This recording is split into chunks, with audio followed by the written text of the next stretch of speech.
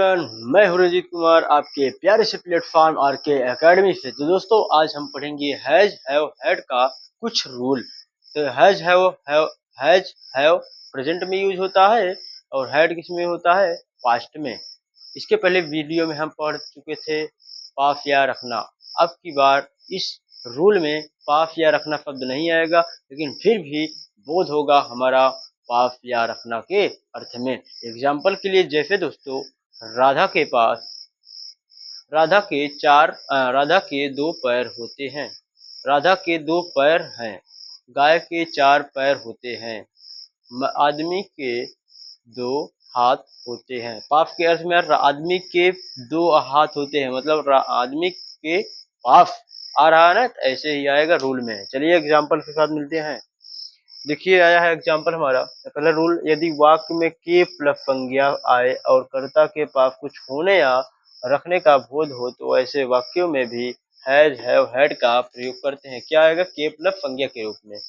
जैसे एग्जाम्पल के रूप में आदमी के दो हाथ होते हैं। के प्लस संज्ञा, के हाथ संज्ञा है, कॉमन नाउन है, के प्लस संज्ञा आ गया तो क्या यूज करेंगे, हैज हैव हैड का प्रयोग।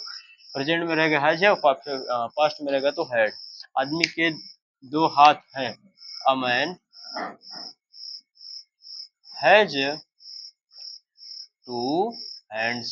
एक से ज्यादा रहेगा तो प्लूरल बनाने के लिए एफ लगा देते हैं।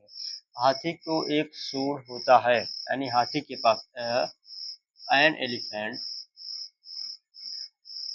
एलिफेंट हैज एक सूंड का ए ट्रंक।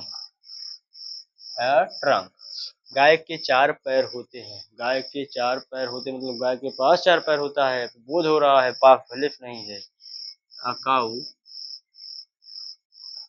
has four legs। मुझे एक किताब है, यानी मेरे पास एक किताब है। आई के अनुसार have a book. I have a book. मुझे बुखार है, यानी आई हैव फीवर। पाप नहीं है, फिर बोध हो रहा है। राजा दशरथ के चार पुत्र थे। किंग दशरथ पास्ट में क्या लगाते, ऑल सब्जेक्ट का हैड फोर सन्स। तो इस तरह से हमारा अफर्मेटिव सेंटेंस कंप्लीट होता है। निगेटिव में इस सेंटेंस में हमेशा नॉट का प्रयोग नहीं करते हैं, नहीं कि किसका प्रयोग करते हैं, नो का। जैसे एग्जाम्पल में तुम्हें बुद्धि नहीं है, बुद्धि नहीं था, पास्ट में क्या लगाएंगे, हैड। तुम्हें बुद्धि नहीं था मतलब तुम्हारे पास बुद्धि नहीं था। यू ऑल सब्जेक्ट साथ पास्ट में हैड। यू हैड नो बुद्धि का विजडम। उसे कोई आशा नहीं है। उसे का मीनिंग ही है। प्रेजेंट में है तो क्या लगाएंगे, हैज।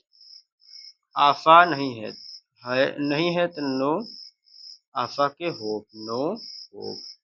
कोई आशा का मीनिंग नो होप।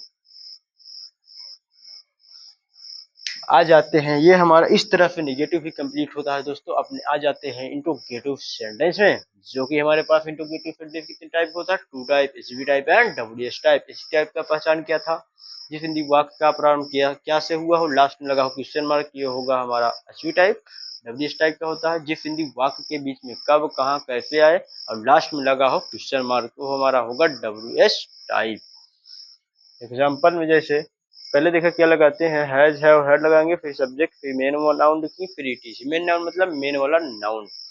क्या हमारे दो पैर हैं, हमारे दो पैर हैं, बोध हो रहा है हमारे पास दो पैर है। हमारे क्या होता है, वी के अनुसार क्या लगाएंगे, है तो हैव। हैज हैव हैड में से हैव लगा दिए। सब्जेक्ट हमारे की मीनिंग क्या, वी। मेन नाउन दो पैर है तो टू, फुट कर दीजिए चाहे लेग्स, लास्ट में क्वेश्चन मार्क। अगला एग्जाम्पल क्या, उस किसान के काफी पैसा था। किसान के पास नहीं है, फिर भी बोध हो रहा है, अपने समझ के करिए, फिर भी लगाएंगे हैज हैव हैड। क्या हैड था, क्या लगाएंगे, हैड। उस किसान के फार्मर दैट फार्मर। उसके बाद उस किसान था, थी, हो गया काफी पैसा, इनफ पैसा का मनी, इनफ मनी, लास्ट में क्वेश्चन मार्क। अगला एग्जांपल है, मेरे यहाँ एक लंबी सड़क क्यों है। सबसे पहले अब देखिए कि वो आ गया W S type. W S type क्या होता है, बीच में आता है, क्योंकि मैं क्या लिखेंगे वाई, वाई है, अमेरिकन फॉर क्या लगेंगे हैव, मेरे का I, I have, why have I, उसके बाद सब्जेक्ट भी लिख चुके हैं, इसके बाद मेन नाउन क्या है, लंबी सड़क, ए लंबी सड़क, लॉन्ग रोड, लास्ट में क्वेश्चन मार्क। अगला एग्जांपल है, गाय के चार पैर कैसे था, कैसा था मतलब उसके पास कैसे चार पैर था, हैड आ गया, कैसे मैंने लिखेंगे हैव, हाउ करने के बाद हैड, सारे सब्जेक्ट का हैड था थी आएगा तो हैड लगाएंगे, उसके बाद काऊ का द काऊ, चार पैर, चार पैर का फोर लेग्स, लास्ट में क्वेश्चन मार्क। तो दोस्तों इस तरह से हमारा हैज हैव हैड का रूल कंप्लीट होता है। तो दोस्तों पढ़ते रहिए और हमें सपोर्ट करते रहिए। यदि वीडियो अच्छा लगे तो लाइक कमेंट शेयर करना एंड सब्सक्राइब करना ना भूलें। जय हिंद दोस्तों, पढ़ते रहें और मचाते रहें, इसी तरह से पढ़ते रहें।